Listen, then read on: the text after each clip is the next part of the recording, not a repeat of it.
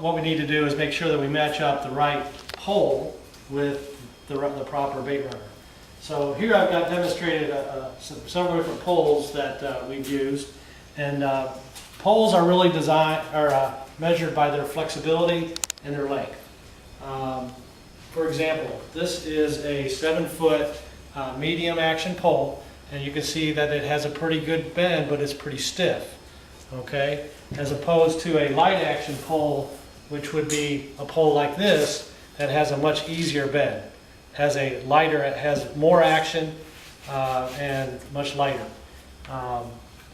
This is a medium action pole, but this one is closer to 9 foot in length. I think this one is adjusted here. 8 foot 6 inches. 8 foot 6 inches.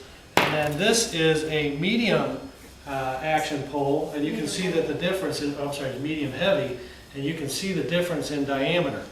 You know, the thicker the pole diameter, the heavier the action, the less action that it's going to have. What we want to do is match up the right bait runner with the proper reel.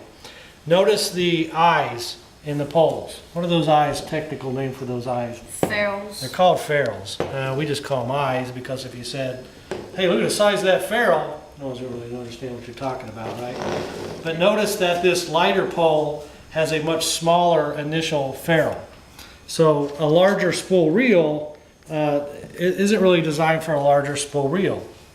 The larger pole, medium, or larger reel with the larger, heavier pole is a good match. So what I'm going to do is just kind of slide in the larger reel here onto the heavier pole, and now you can see we've got a pretty good fit. Pretty good fit here. That looks pretty good, doesn't it? Okay. This is a medium 8-foot pole with a smaller ferrule eye in the front. So we're going to make sure we put that with the smaller spool. This would be a good fit right here. So we'll just go ahead and kind of just slide this right in here. And you just twist it right in for a good fit. Obviously you want to make sure you get that on there tight. So I'm going to twist that on here.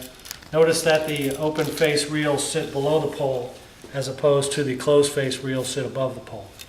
That looks like a good fit there, doesn't it? Yeah. Okay. So just as review, you just want to make sure that if you've got a really large spool reel that you have a medium heavy pole as opposed to a smaller reel, you can go with a medium action pole.